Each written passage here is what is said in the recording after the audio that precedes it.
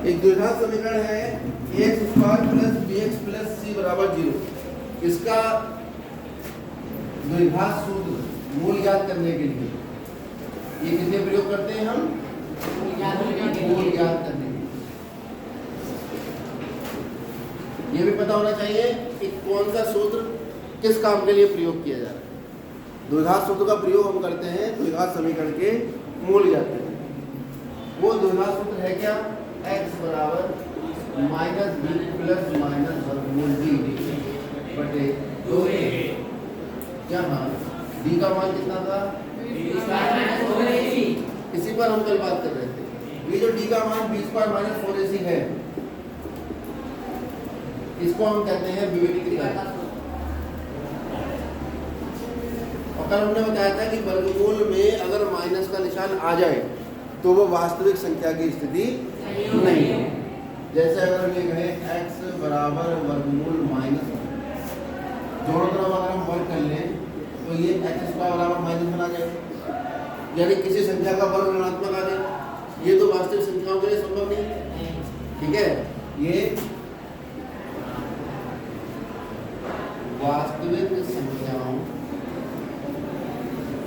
के लिए ये बात कैसी है? असत्य है। जो बात वास्तविक संख्याओं के लिए असत्य है वो बात दुनिया में होगी ही नहीं। इसका मतलब वर्गमूल में ऋणात्मक आएगा ही नहीं। और हमने आपको बताया था ऋणात्मक की परिभाषा क्या है। कोई चीज़ ऋणात्मक है इसका क्या अर्थ है? वो 0 छोटी। और धनात्मक का क्या अर्थ है? तो अगर हम ये कहें केस वन, हम ये ज्ञात करना, यहाँ पे क्या कर रहे हैं? मूलों की प्रकृति ज्ञात करने की कोशिश कर रहे हैं।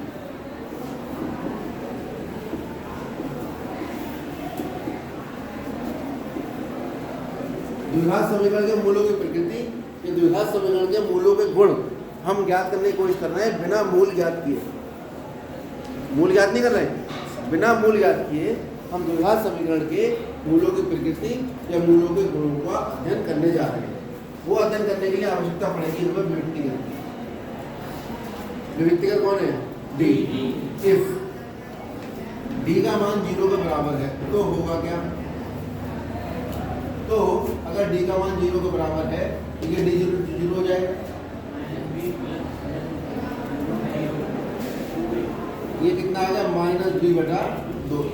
प्लस का निशान लोगे तो भी यही आएगा और माइनस का निशान लोगे तो भी यही आएगा, क्योंकि प्लस 0 माइनस 0 करके आप इसका कुछ नहीं कर। कितने मूल आने चाहिए थे? 2।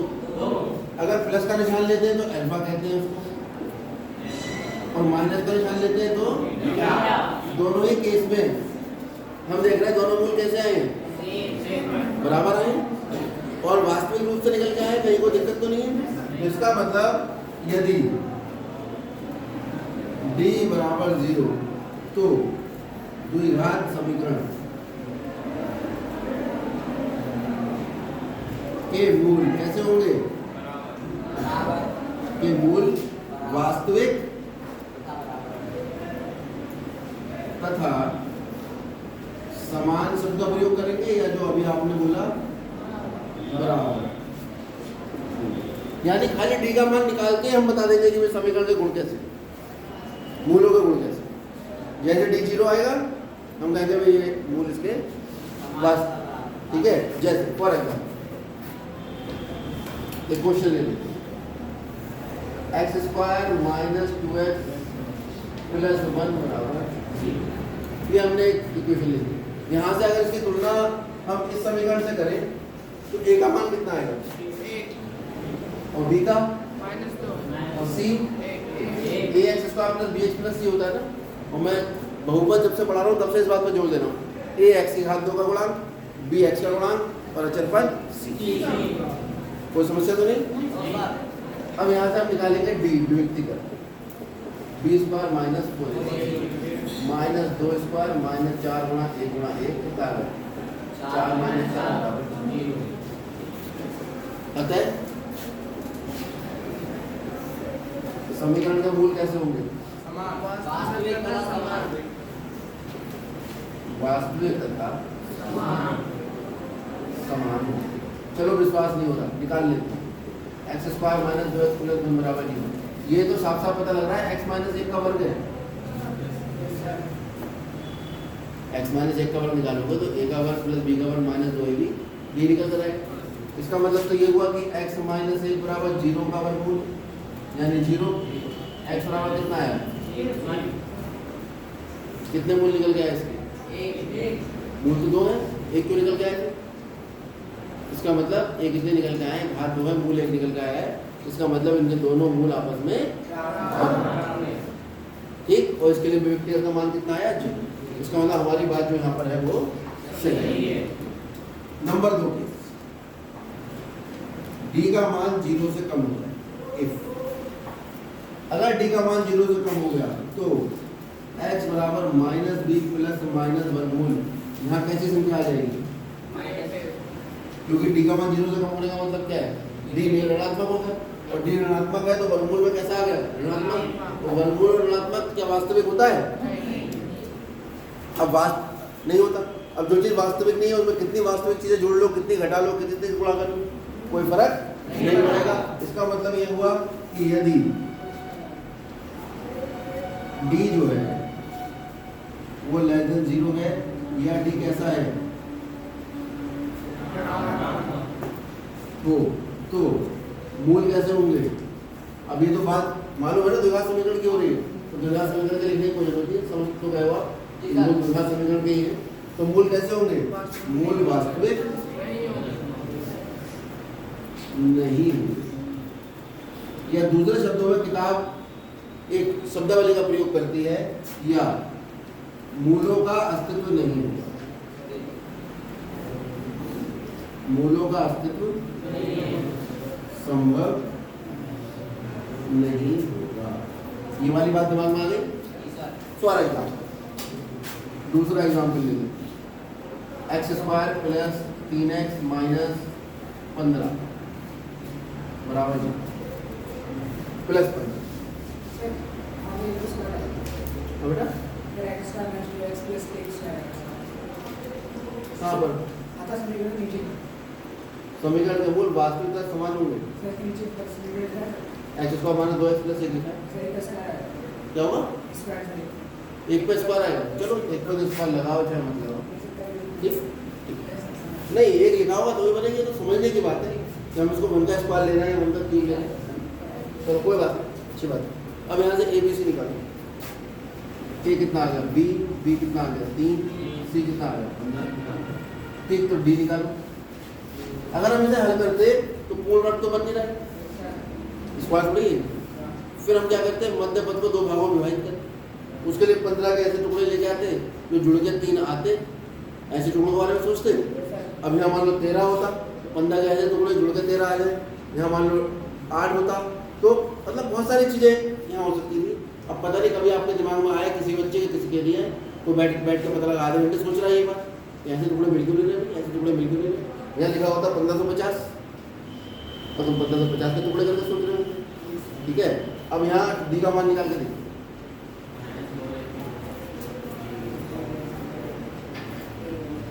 कितना आ गया 9 माइनस 60 माइनस का 51 आया नहीं। डी का मान कैसा है, क्योंकि डी जो है वो छोटा है 0 से, अतः मूल संभव नहीं होंगे, और वो भी कौन से, वास्तविक। हमारी पूरी हाई स्कूल की मैथमेटिक्स वास्तविक संख्याओं के आधार पर ही चल रही है और कुछ नहीं। हाँ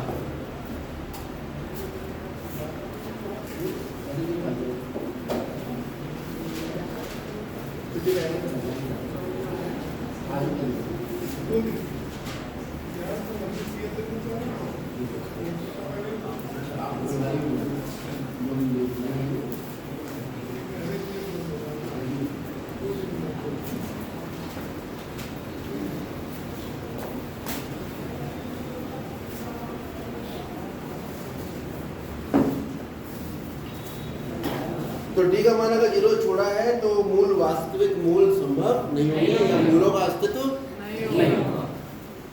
अब अगर मूलों का अस्तित्व नहीं है, इसके टुकड़े ढूंढ के दिखा दो तुम 15 के जो जुड़कर 3 आ जाए। क्यों, क्योंकि विभक्ति का ऋणात्मक आ गया। अगर विभक्ति का ऋणात्मक आ गया तो समझ जाओ ऐसे टुकड़े मिलेंगे ही नहीं।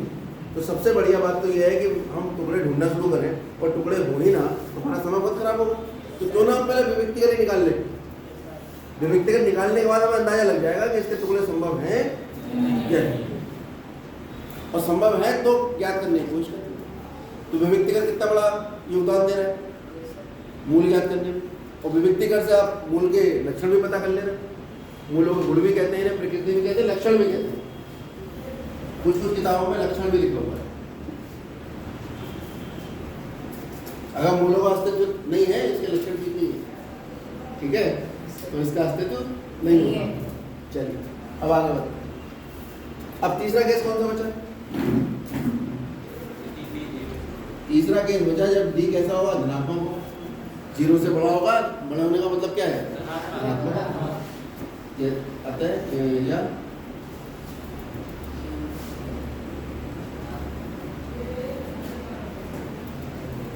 और अगर डी धनात्मक होगा तो क्या होगा? मूल कैसे होंगे? वास्तविक होंगे। साथ साथ जब डी का मान धनात्मक है तो कुछ ना कुछ तो निकल के आएगा। एक बार जोड़ोगे और एक बार जोड़ोगे तो कुछ और मूल आएगा, घटाओगे तो इसका मतलब समीकरण के मूल वास्तविक होंगे, साथ साथ अस्तित्व होगा ही होगा, बराबर नहीं होंगे। क्योंकि एक बार वर्गमूल डी जोड़ोगे और एक बार वर्गमूल डी, तो संख्या बराबर कैसे हो सकती है? जब आप एक चीज जोड़ के निकाल रहे हो, एक चीज घटा के निकाल रहे हो, तो इसका मतलब समीकरण के मूल कैसे होंगे? वास्तविक तथा कैसे होंगे? असमान होंगे। ठीक है, अब हम सवाल लगे। हाँ, प्रश्नावली 4.2।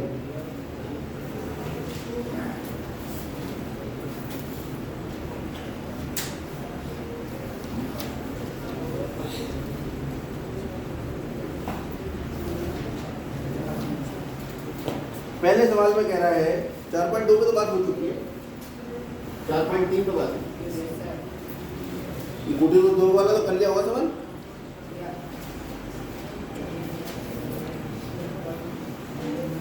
पहला सवाल यह है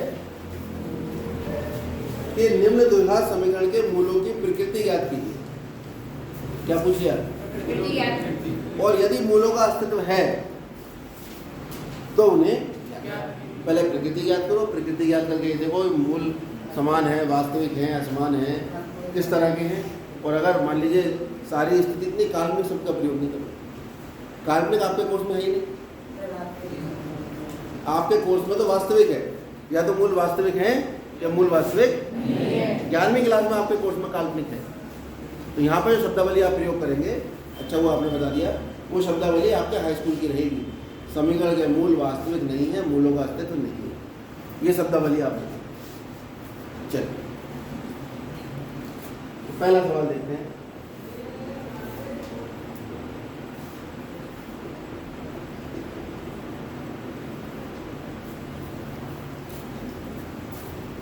तुलना करो, ए का मान बताओ। इसकी तुलना करेंगे इससे ax² + bh + c = तुलना। जब आप तुलना करेंगे तो a = 2 आएगा, -3 आएगा और c = d निकालेंगे।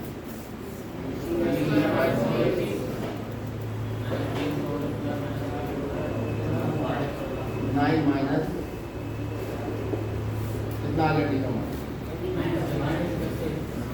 इसका मतलब क्या हुआ? d कैसा है? ऋणात्मक है, अतः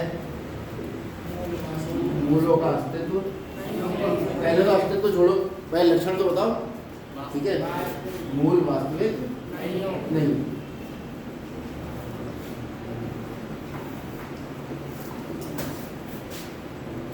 जब मूल वास्तविक नहीं होंगे इसका मतलब मूलों का अस्तित्व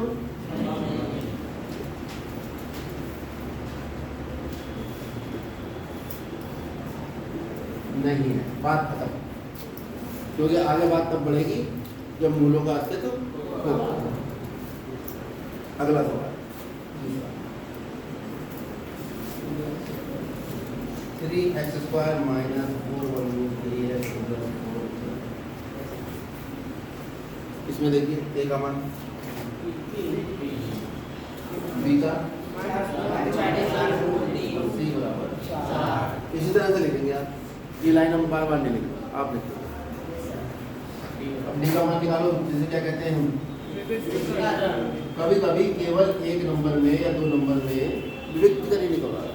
ऑब्जेक्टिव तो हर साल ऐसा हुआ ही नहीं आज तक, क्या आया ना कि विविक्ति का निकाल, केवल विविक्ति का निकालने के लिए। d बराबर ठीक। पढ़ने के लिए बहुत शक्ति चाहिए बेटा, लड़ने के लिए नहीं चाहिए। लड़ने के लिए तो जाओ और लड़ना शुरू कर दो, उसमें क्या है। पढ़ने के लिए बहुत शक्ति चाहिए। ये जो जमाई आ रही है 2-4 बच्चों को, वो जमाई का कारण ये है कि आपका मन नहीं लग रहा है। मन को एकाग्र करो और इधर दिमाग लगाओ। लगातार दिमाग के अंदर कुछ ज़्यादा रहे तो हमारा विकास तेज़ी से होता है, और हमें दिमाग खाली रखने की आदत पड़ जाएगी तो हमारा विकास स्लो हो जाएगा। ठीक, चलिए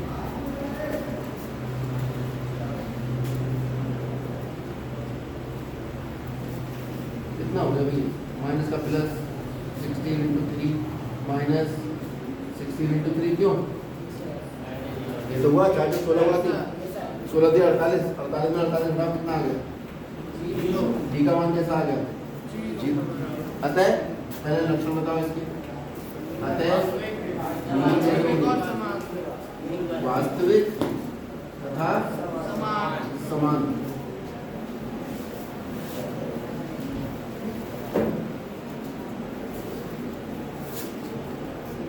पहली बात तो ये कि समीकरण का मूल वास्तविक तथा समान। अब दूसरी बात, अगर वास्तविक और समान है तो फिर क्या होगा, तो इनका भाई अस्तित्व भी होगा, जब वास्तविक और समान आपने बता दिया। अतः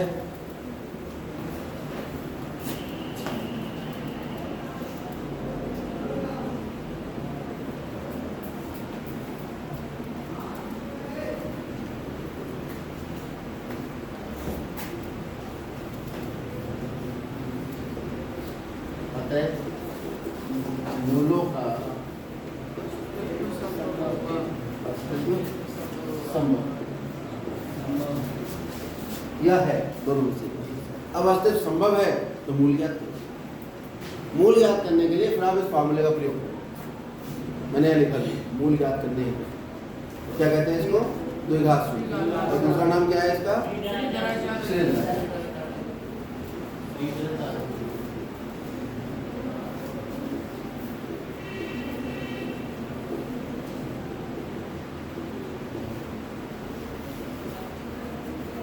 ज़्यादा सूत्र से हम मूल ज्ञात करना है, यानी मूल ज्ञात करेंगे। करने हेतु क्या चीज, सूत्र क्या है भाई, x बराबर -b प्लस -b। दिमाग को बड़ा शांत रखना। कुछ बच्चे दो ए खाली b के बटे में लगा देते हैं, कुछ खाली b के बटे में लगा देते हैं, कुछ -b प्लस वर्गमूल d बटा 2a लिख देते हैं। आप सूत्र को एक बार दिमाग में बैठा लीजिए, कन्फ्यूजन खत्म हो जाएगा। दिमाग अपने आप कहता है कन्फ्यूजन, बार बार लिखिए उसको। अभी 5-6 बार लिख लोगे, तब तक लिखते रहो जब तक याद ना हो जाए। अपने घर से यहाँ तक आ रहा हो, दिमाग तो काम कर ही रहा है, ऐसा तो है नहीं। आपको गाँव में याद ही नहीं होगा, कैसे याद नहीं होगा। आपको अपना नाम याद है, घर का पता याद है, कहाँ क्लास में बैठना है वो याद है, तो फिर इसको याद करने में क्या दिक्कत है। लेकिन इसको आपको अपना समझना पड़ेगा। ठीक, -b कितना है, -4। माइनस के बाद मान रखना है, इसलिए ब्रैकेट में रखेंगे। मैंने ये पहले बता दिया। गणित में जब भी माइनस के बाद कोई मान रखेंगे या किसी संख्या के बाद कुछ तुरंत किसी चर का मान रखना है तो किसमें रखेंगे, प्लस माइनस वर्गमूल 0 बटे 2 गुणा कितना है, ए का मान 3 कितना आ गया, प्लस 4 वर्गमूल 3 प्लस -0। तो भाई इसको प्लस ले लो चाहे माइनस ले लो, कोई फर्क नहीं पड़ेगा। तो x का मान आपके पास आ गया 2 वर्गमूल 3 बटे। अब अगर यहाँ प्लस -0 लोगे तो एक बार प्लस 0 ले लोगे तो क्या करेंगे उसको अल्फा, और एक बार माइनस 0 ले लोगे तो भी कोई दिक्कत नहीं है। ठीक है, जैसे यहाँ एक स्टेप और बढ़ाना पड़ जाएगा। अल्फा बराबर 4 वर्गमूल 3 प्लस 0/6 और बीटा बराबर 4 वर्गमूल 3 माइनस 0/6। तो ये आपके पास आ जाएगा 4 वर्गमूल 3/6 और ये आएगा 4 वर्गमूल 3/6। एक बार प्लस जोड़ा, एक बार घटाया, तो अल्फा बराबर 2 से काट लो।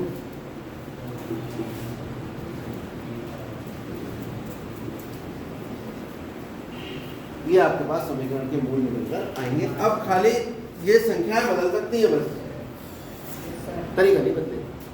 हो सकता है वर्गमूल में आपका आ जाए 15, तो प्लस का निशान लोगे तो प्लस वर्गमूल 15, माइनस का निशान लोगे माइनस। ठीक है, करना शुरू करो।